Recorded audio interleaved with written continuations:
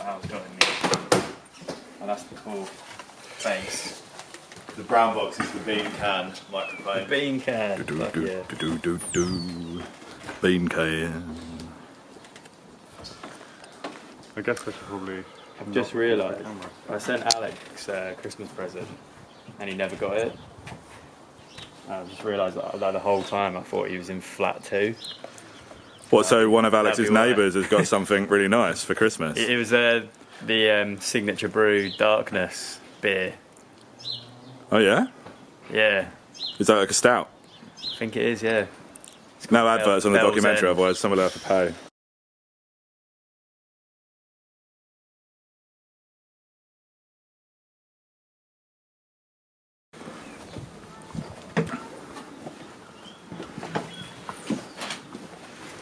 Oh yeah, very nice.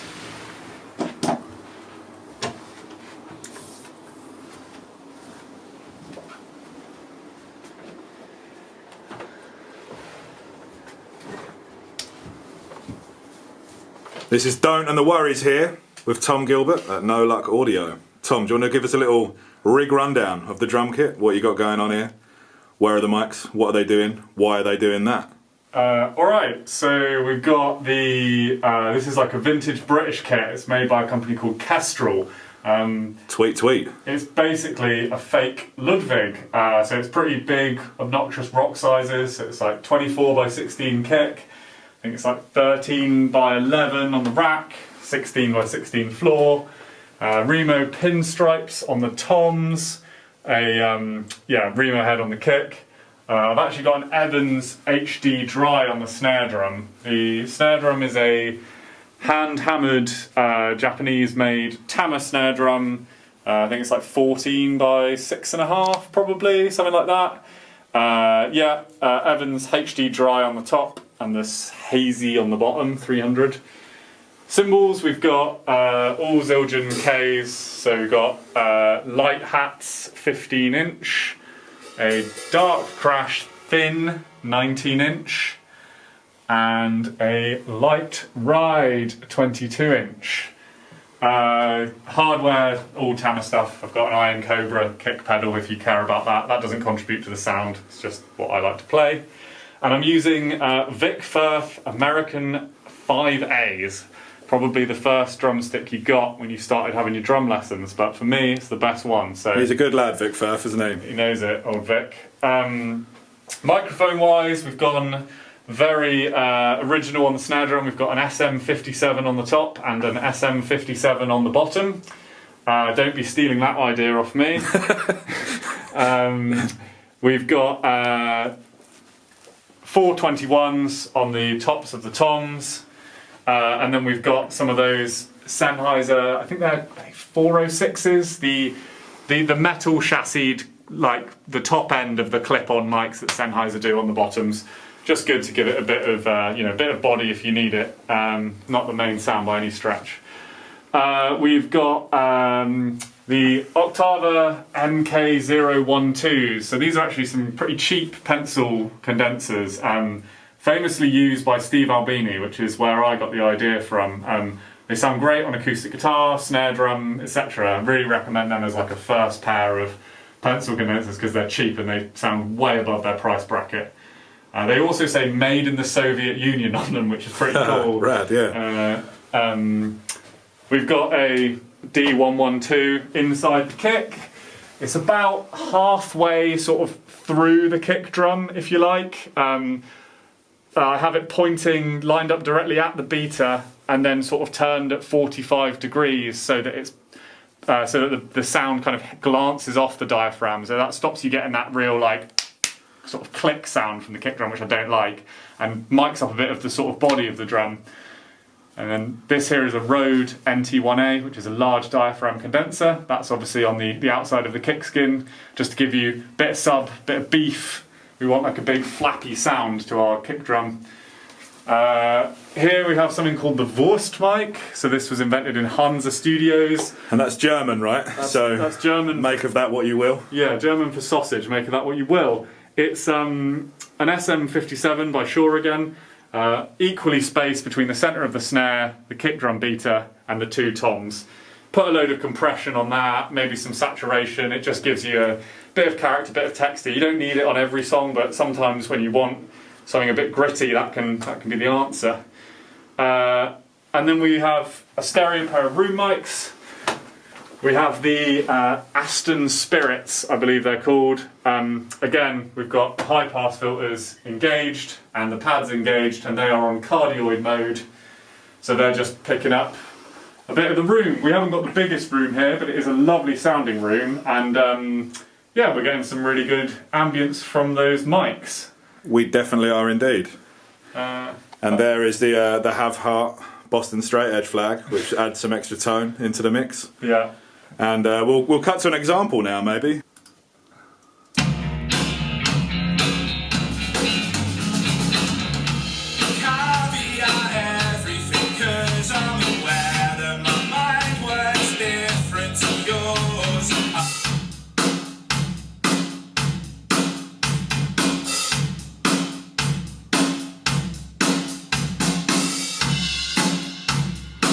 Yep.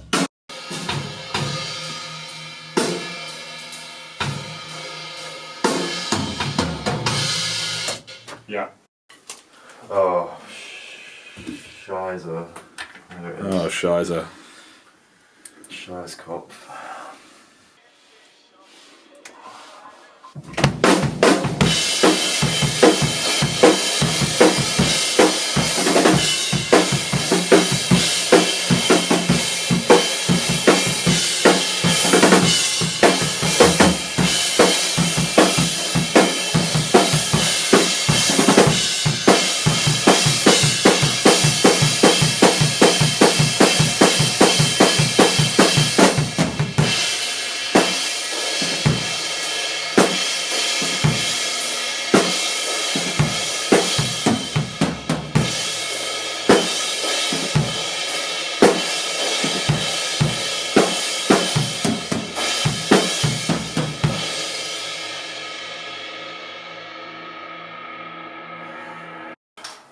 Semi-precious rock.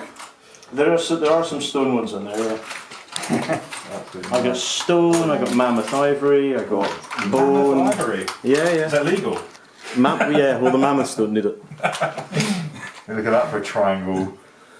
Like metal. Yeah, it's three or four grade steel, yeah. Wow, I like this God. one because it's got glitter in it. Right, Tom, you had one of these with a butt on, didn't you? But this feels... The anatomy picks. That's right, yeah.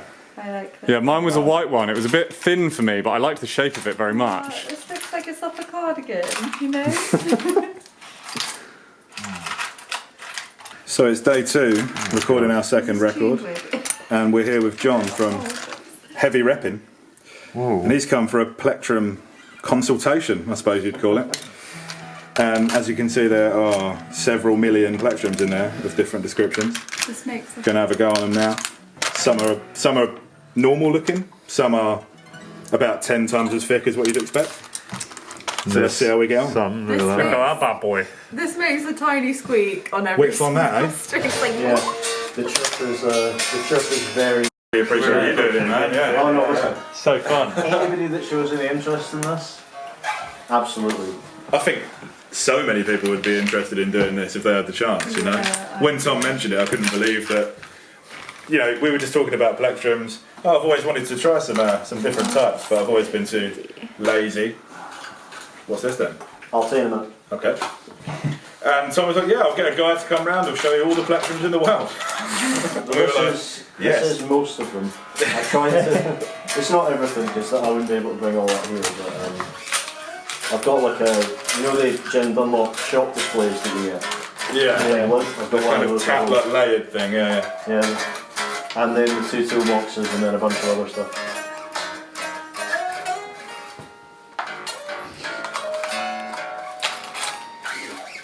And you stock a lot of these on your website for people to buy? I do 13 brands on the website just now, and there's Right. another 8 going up on Monday, including Gravity. Yeah. I'm not really guiding you to what you choose, Yeah. which is kind of the whole point, because otherwise Yeah, it's like, yeah. try this, try this, try this. And You know. What is this one then? That is an Ace Performance Force Push. It's dangerous to go alone. Take this. So I like that a lot. It's something sort of like... It's like soft and hard at the same time. Like a chinchilla. Like a what? Like a chinchilla. Like a chinchilla. Exactly like a chinchilla, yeah. Very hard. It is the morning of day 3 here, No Luck Audio, Exeter. Don't worry, LP2. And we have finished the drums. Tom has managed to record drums perfectly for 15 of the 16 songs that might end up on our record. Good work, Tom. Thanks, mate. And we've just got one more, which is called Celebrity Chef, which has got like a bit in it where the tempo constantly changes, and so a metronome isn't really appropriate. So we're gonna do that one kind of half live guide shortly. But yeah, drums done. Morning 3, smashed it. Just come and hold your hand.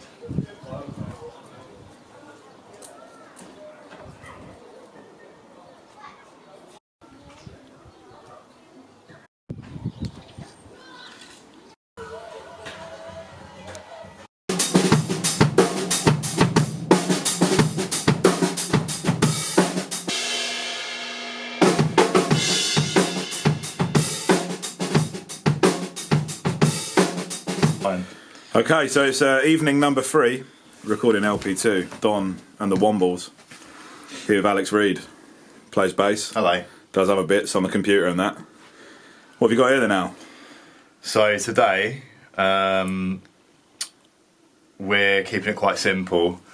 Obviously compressor, that's important. What does that do then? Compresses stuff.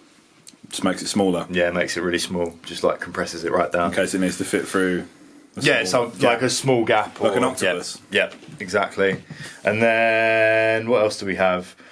This is probably my favourite pedal. Yeah. The Polytune. That one sounds quite nice, I've heard. Yeah, it is really good. It's really good at making your bass sound like a bass. So I think that's important. And it tunes more than one thing at the same time, right? Yeah, it can multiply tune, which is very Multiple cool. tunings at the same time. Yeah. I don't really know anything about this. It's a preamp. It's very drivey. Looks pretty gothic to me. It's got a was that a wolf? Yep. So I thought that was important for this album. Okay. Does this So belong to you? This does not. This belongs to Tom. Oh, it belongs to which Tom. is why I don't know anything I've never about seen it before. Yeah. Wow. But a nice drive pedal. Hopefully, we'll see. Yep. And then we've got this one. And digital delay as well. Yeah, just in case we need it. Yeah. The knobs on there are blue, aren't they? So Yep, that's cool. that's better. It makes it better. Yeah. Right. Well, I think that's all we need to know about the bass guitar pedal board. Oh, hold on. What's this one do? That one's it gives like a real like smoky tone to the final like bass sound. So, And if you use it too much, you get a big yellow monstrous ulcer on yeah, your you tongue. have to use it sparingly. Yeah. Oh, it's cancer actually. Right. Yeah. I learned that there, I think.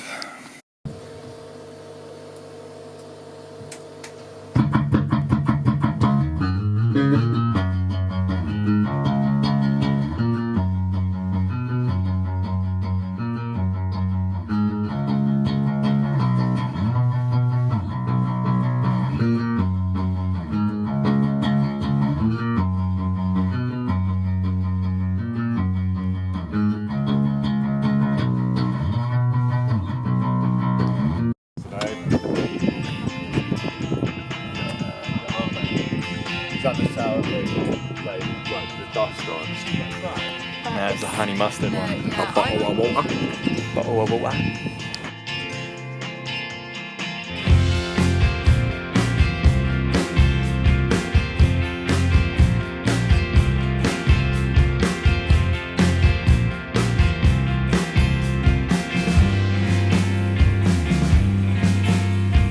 We're still waiting for this evening.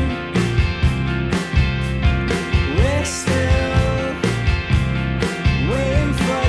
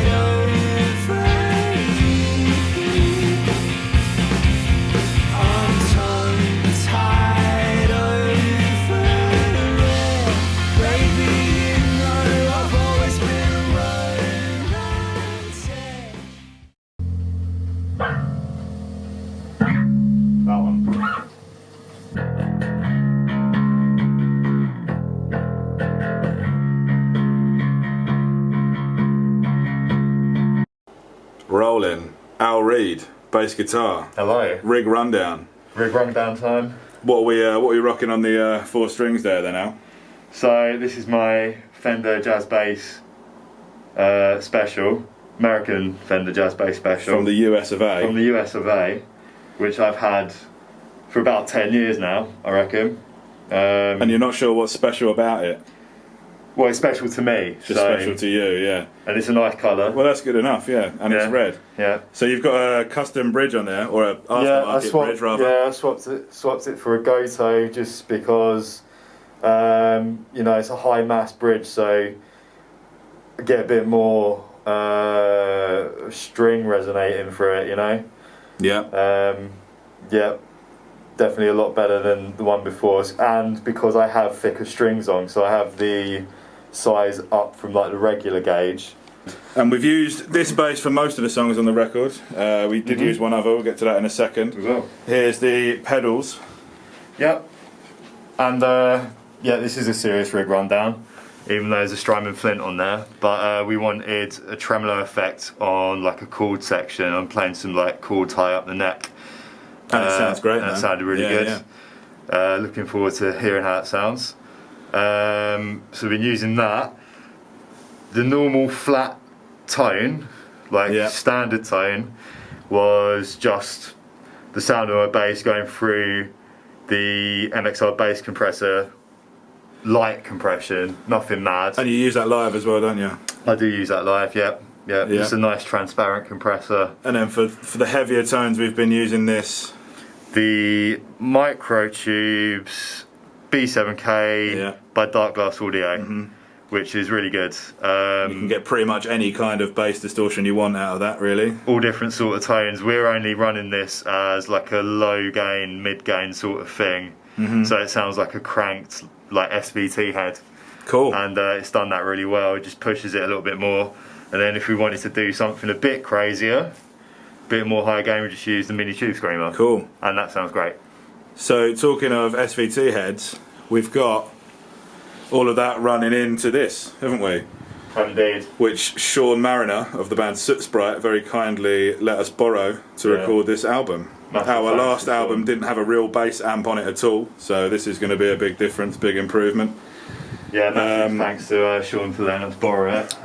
What kind of ampeg is this? It's an SVT2 Pro, so I have a SVT3 Pro at home, and I don't know, I think some people say the SVT2 is better, some people say the ST3 is better. I think if you're gigging, the SVT3 might be a bit better because it's lighter, but the SVT2 is all tube, so a load of glass and an amp.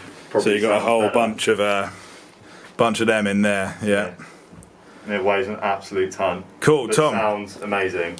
Can you give us a little rundown of what's going on with the mics here then? Yeah, so with the mics here, I think it's quite a bit of a theme with the bass setup today. So, you know, with all the pedals that Al used, you know, we ended up going for, you know, the cheapest tube screamer you can get, which is about 50 quid, which considering the amount of different drives we tried at different price points, it was quite funny that we landed on sort of the cheapest one available. And it's kind of the same with the mics. We tried out a load of kind of a bit more premium mics, and we've ended up using the Sennheiser 421 as our kind of main bass sound. So that's just off the dust cap of the speaker. That's kind of capturing the main bit. This here is a large diaphragm condenser. It's called the Rode NT1A. And we've got that about a foot from the speaker cone. We moved it a little bit in and out to get the phase right, but it's kind of about a foot. So the NT1A is a microphone that's quite common for home recording vocals and guitars and things, right? Sure, it's definitely a super affordable microphone. We actually tried some more expensive options on there, but that was the right sound for the hole that the 421 was missing. So yeah, it's certainly not the most expensive microphones we could have stuck on the bass, but the best sounding for sure. And we're taking a DI as well, right? So you're just going out of this... Yeah, just a Radial J48. You've seen them on every stage you've ever played on. Yeah. And all of those are going into Neve 1073s to kind of not push super hard, not super clean, not super chewy or anything, like pretty clean. Yeah. But yeah, they're again the right pickup for it. We tried the API stuff, but for this record, the Neves were the way to go. Cool. So as we said earlier, Alex has been using his American jazz bass for most of the tracks, but there were a few that needed a different tone. And very kindly, Leah from the band The Maisonettes has lent us this pink Fender Mustang bass, which we've used on Celebrity Chef, Unbelievable, and What's in a Name. Is Correct. that right? Yeah. We wanted that kind of more sort of vintage, punchy, mid-rangey bass sound. Yeah. Kind of woody. Yeah. Silly using words like that to describe sounds, but you all know what I mean. So yeah, this bass was perfect for it. So thanks to Leah from the Maisonettes for that. Brad. Absolutely. Yeah, I think the combination between, you know, P bass and jazz bass is pretty well established as being a good sound. You put that into an Ampeg amp and you're cooking with gas then, aren't you? Yeah, that's right, yeah. Okay, cool. Thanks, Tom.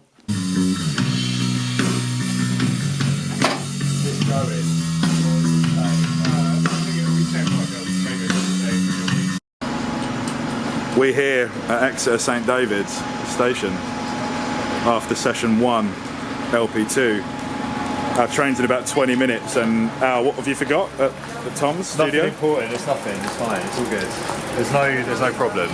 Was it the hard drive containing all of the music? Yeah. Cool. So Tom's gone back to his to fetch that for us, and hopefully we'll make it in time. Thanks, Tom.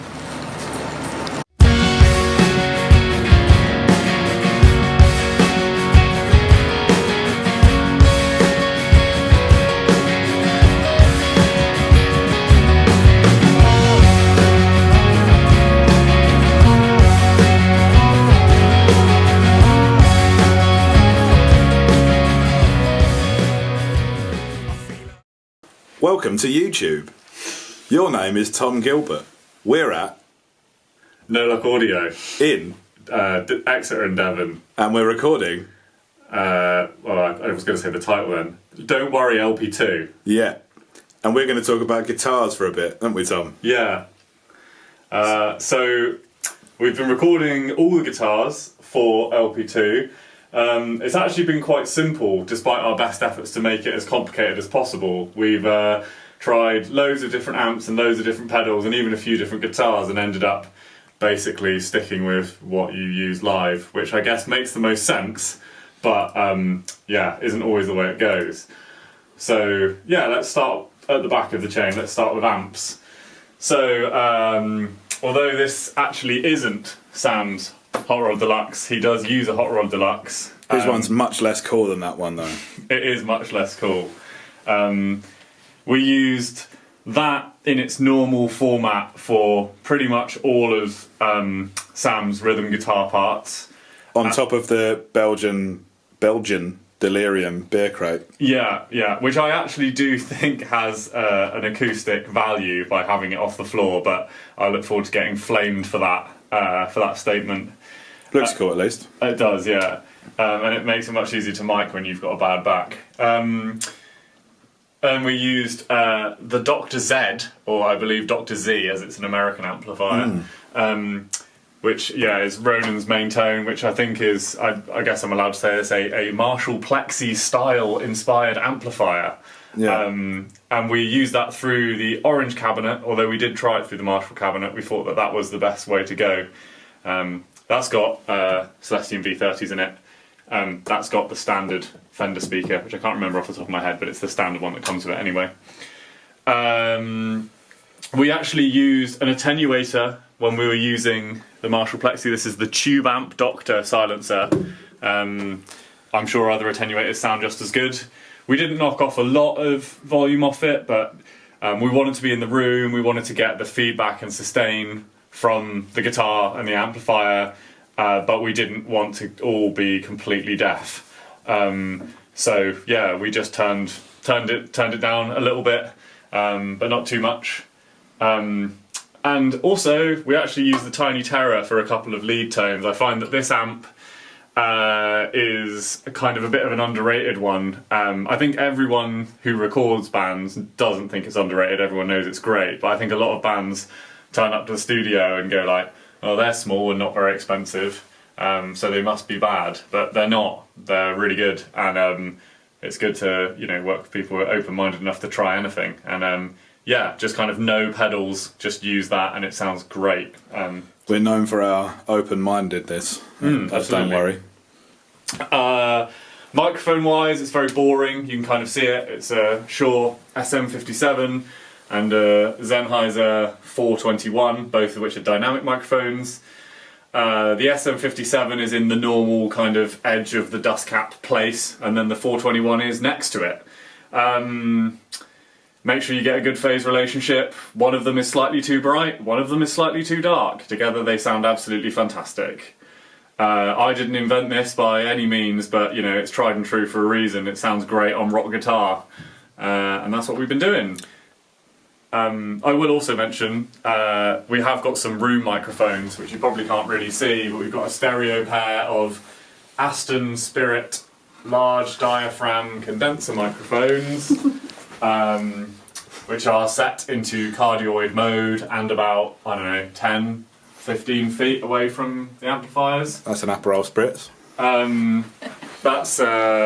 They do a really cool thing, and on certain songs we actually track the guitar right next to the microphones so that you get some string noise as well, so listen out for that. Write that on a postcard. People are going to love the string noise. Definitely get a prize if you notice that. Top Don't Worry fan. Right, is it pedal time? Yeah, I will also mention for the people that care, we track this all through 1073 style preamps, which are, again, classic rock sounding preamps. Again, I really haven't reinvented the wheel with the technique here, but yeah, it's a classic for a reason, again. Pedals. Again, very boring. We tried loads of really crazy stuff. Into the Fender amp, which is mostly Sam's sound, we use the Hudson Electronics Broadcast. This is the Twin Broadcast Germanium edition, which I think is like the standard one.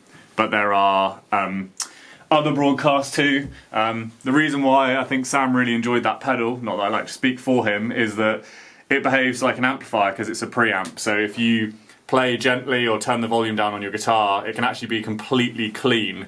But if you dig in or hit it with a boost pedal or whatever, it really, really blows up and goes like almost fuzzy. So it's like a very dynamic pedal. Lots of good sounds in there if you are a good guitar player, which obviously everyone here is, so that's great. We also used into that a variety of different pedals. I think we used the Keeley kind of flavour of a tube screamer into that. We used the Earthquaker Devices Westwood, which I don't believe that's actually based on anything. I think it's quite a unique design. It's based on Tim Westwood, the ex-Radio 1 DJ. And Pimp My Ride star. Pimp My Ride UK star.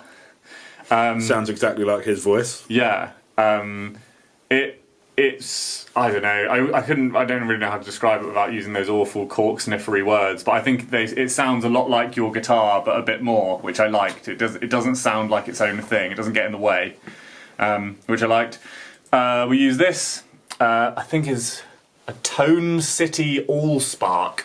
It's Tone City. Based off of an exotic EP booster, which is based off of an Echoplex delay. But yeah, it's a clean boost pedal. It sounds absolutely fantastic.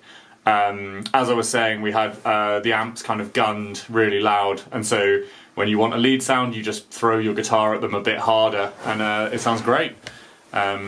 We also use this, which is just a Tube Screamer Mini. I actually really like this particular Tube Screamer. If you're going to get an Ibanez Tube Screamer, definitely look at the Mini. It's the cheapest one, and in my opinion, one of the best ones. Sounds great on bass. This is something that I made. It's based off of a original Way Huge Red Llama, but it has a slightly different clipping thing in it. We use that a little bit. The Strymon Flint is a tremolo and reverb pedal. Kind of gives you that Fender Deluxe sound, or the Fender Vibrolux or whatever. Has that kind of Fender Silverface, blackface sound thing going on. The Way Huge Aquapus is an analog delay pedal. It's a very good one, but it only does one thing. There's nothing fancy about it. Just sounds really good. And the Boss DD7, I absolutely love Boss pedals. They don't really tend to have any bad sounds in them. They last forever. They all sound good. They're affordable. People sleep on them, I think. And this is a DI box. I don't think we're going to use any DI at all on the record, but you know, just in case we absolutely ruined the recording on the mics or made some huge error, it's always good to have a DI, isn't it? But I don't think that's going to get used at all. Right. That's about all the pedals. Yeah. Guitars. Definitely better that you talk about these, as these are your guitars. Oh, okay. I'll give it a go then. Fender Stratocaster, made in Americaville, pink in colour, flowers on the strap. On the back it says, "Maybe there's nothing, only this moment," to remind you that it's going to be alright. And I use that mainly on the bridge pickup, and then occasionally on the neck pickup, which sound different from each other. Sam, this is your guitar. Maybe you want to talk about it a bit. Oh, Not really. not really. That is a 1994 Japanese Fender Telecaster, and I love it. It's got Elvis Presley pickups in it, hasn't it? It's got what they call bare knuckle pickups. Made here in Devon, right, Tom? That's right, just There on we the road. go. It's got these old style saddles, which are so it's never fully intonated, which is great for my sound. Yeah, use that mainly on the neck pickup there. No, the bridge pickup, the other one. And this It's is only got sunbursting two, colour, isn't it, unlike Sam? Ronan's one. It's got three. And it's germ free. Yeah. It's got And, a picture of Macaulay Culkin. Macaulay Culkin on it, yeah. And it also says your name on it, doesn't it? Yep. Samuel for Congress. There we go. Right, did we use any other guitars? No, We used an acoustic guitar, but it's not in here. it's not. But what is it? It's Martin, and it's got one of those horrible names that's like ABC001802. It's a slightly shorter scale. I think it's like 9/16 or something like that, or I don't know. It's slightly shorter than normal, and it's got a kind of smaller sort of treble bow, but still big at the bottom. Sounds And it's great. one of those ones where the fretboard isn't made of wood at all, and the neck is made of several dozen pieces of wood. Yeah, it's not an expensive Martin guitar. But it sounds great on the record, yeah. It sounds really good, but especially recorded, because I think it's not super woofy and bassy, which I think can sound really good in a room when you're playing an acoustic guitar, but on a recording with like electric guitar and drums and stuff, you don't want any of that. You just want the nice sparkly stuff. Well, I think that's about it for our rig rundown. I think so. Record your record at No Luck Audio in See you then. Exeter.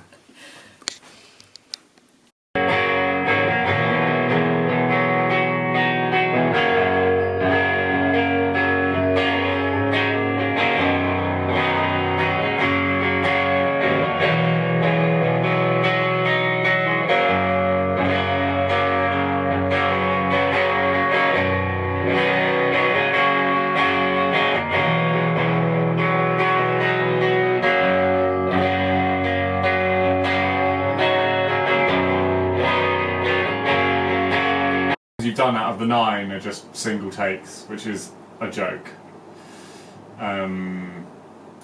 Good work. I'm personally happy to completely sign that off. I know you haven't heard all of them, so No, it's fine. now's the time that you would shout. Yeah, we could.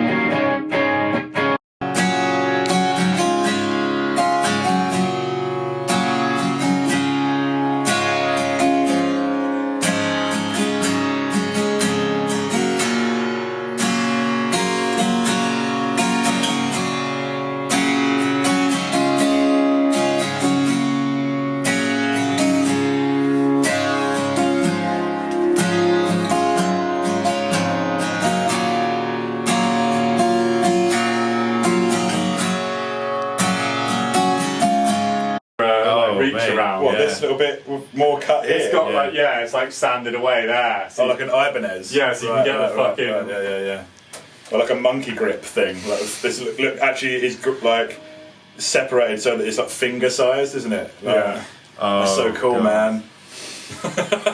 Just get a handle in the top as well, like the gems. And then That's what was really holding Jimi Hendrix back, wasn't it? It's like not having that sanded bit out of the... Exactly, yeah. You don't need a case, you can just carry it around on the train and that with the handle in the side and then just like put it down, pick it up.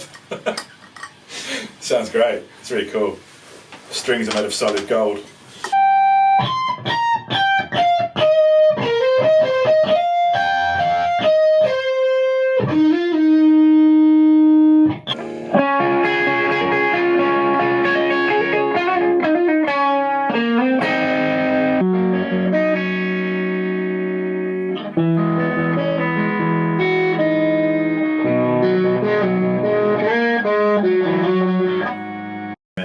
LP2, it's actually day 15 because we were supposed to go home today, but all of the trains in the UK have broken, and so we're stuck in Devon. And so we thought, why not just record some more bits? So there's a couple of sections on the record that could do with a third guitar part. You know, a big chunky pickup slammed into a preamp. What we got there? Is that a Victory Sheriff, Tom? Is that what that is? Yeah? It is indeed. And that's going into another Victory product. We're not sponsored, but the Victory V40, the Duchess, and that's going into a Marshall cabinet, glass cabinet. And Sam's got this Mustang. Show us what it does, Sam. Yeah.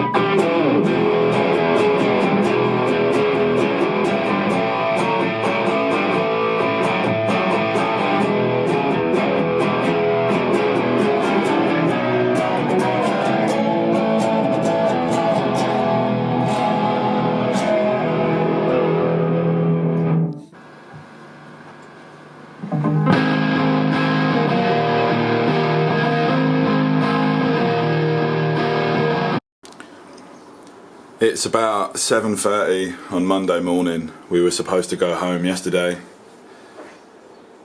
Massive chunk of all the trains across the UK have been cancelled because there's big cracks in some of the actual trains themselves, which means we've been stuck here in Exeter at No Luck Audio for an extra day or so. The silver lining of that is that we did manage to finish the last few backing vocals, and we tracked a few third guitar parts for extra beef last night. We wouldn't have got to do that if those trains didn't get cancelled, so that's cool. The downside is that the train we booked for today has also been cancelled, so we've had to pay extra to get a coach back to London from Exeter, which is